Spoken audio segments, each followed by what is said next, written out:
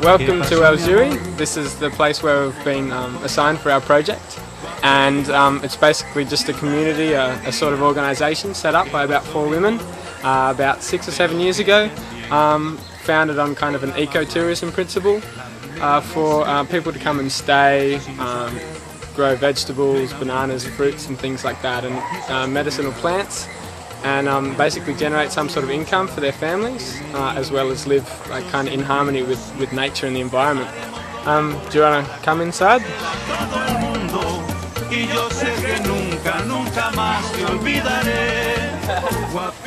This is the restaurant area where we eat our meal. We're eating very well, perhaps a little too well. Lots of rice and beans and a lot of fried food, but it's good food. And that's all made by members of the organisation here. They cook for us. They used to get a cook in, but they don't anymore. They cook it themselves just to save some money.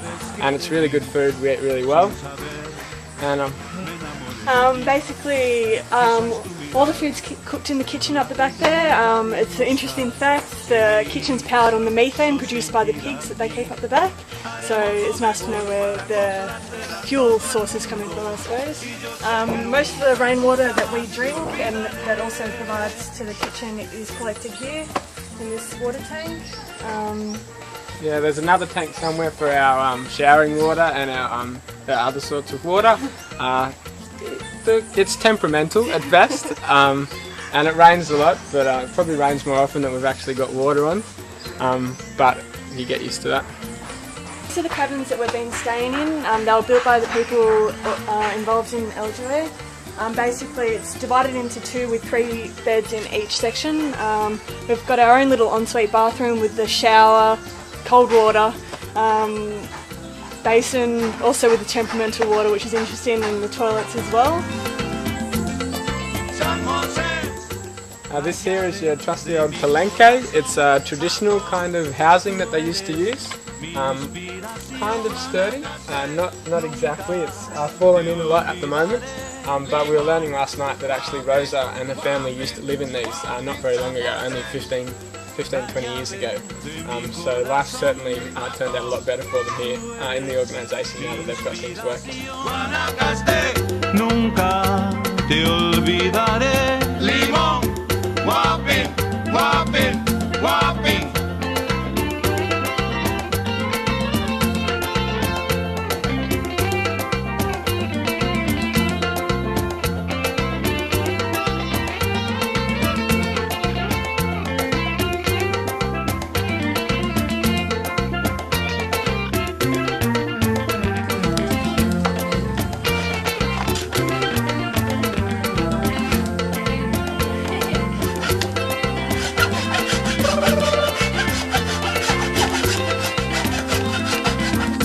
Had to make this other bridge out of natural resources and everything because their budget didn't cover it. Yeah, because we broke the original bridge. Yep. The other bridge that we had, it washes away during the rainy season because all of this floods. So we relocated it because it's deeper here and it won't wash away. We had to go down to the river and cut bamboo, and then Marvin and Paula and Tom all put them into the river and the current brought it down, so we picked it up and lugged it all the way through the mud all the way up here. And then we've been just cutting them and laying them crosswise to keep it all stable. We've got heaps of massive ones underneath, and then all the rest of the wood's all just for stability, and the rest is all just scrap wood. We've been rationed on nails, so we can't nail every single piece in because it would split the wood as well. So we've been ripping it together. Yeah, with twine, like tying 6 together and then just nailing one down. We haven't actually tied these ones down yet, so just try and jump in the middle. Go on the left, Anna. Like, No, if she goes on the left, we're going to lose all the bits that we haven't tied down yet. middle. Oh, we're recording now.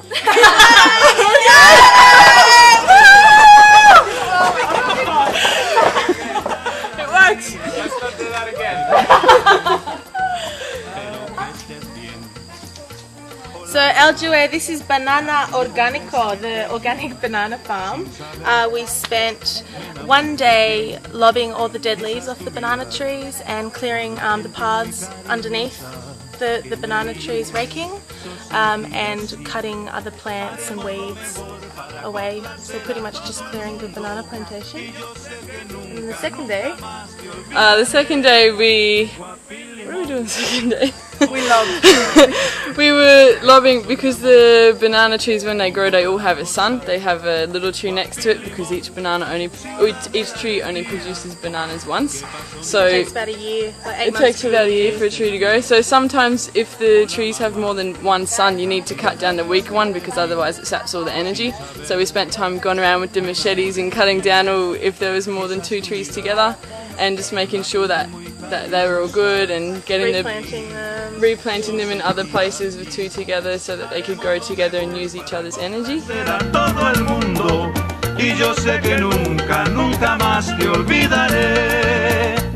Okay, so we're at the organic medicinal nursery. Over here they plant seeds of endangered species of plants, herbs, spices, and then when the seeds have grown to small shoots, they plant them over here in these bags of soil. And as you can see, you've got all different stages of growth here. Over here we've got some endangered species. Here's some basil and other herbs growing over there. This plant's over here. They grow and use the leaf to feed the chicken and the pigs and the animals. Once they're probably about that big, they take them and plant them either in the medicinal garden or the endangered species through the plantation. And they do sell a lot of the little plants and sell them to the government. There's something going on called a biological bridge, which the government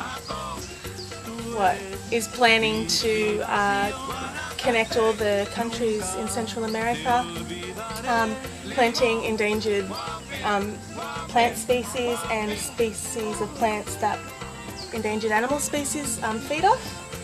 And hopefully, through Central America, the plants will reproduce and keep the animals going.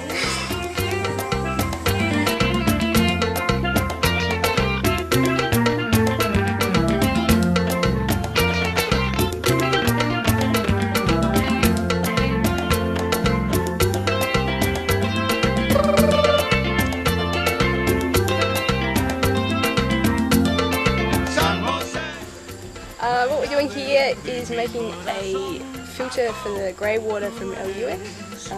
The water will be piped into the filter from the bathrooms, from the laundry water, from the taps, from the basins. It will come in and filter through the rocks and pebbles and eventually go through the sand and filter back into the river. At the moment the water's not getting purified to go into the river, so hopefully this will be much more environmentally friendly for them.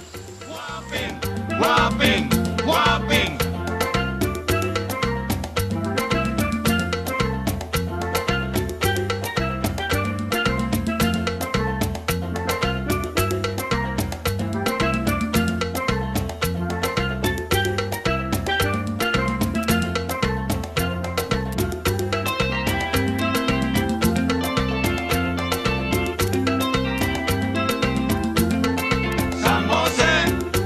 La llave de mi corazón.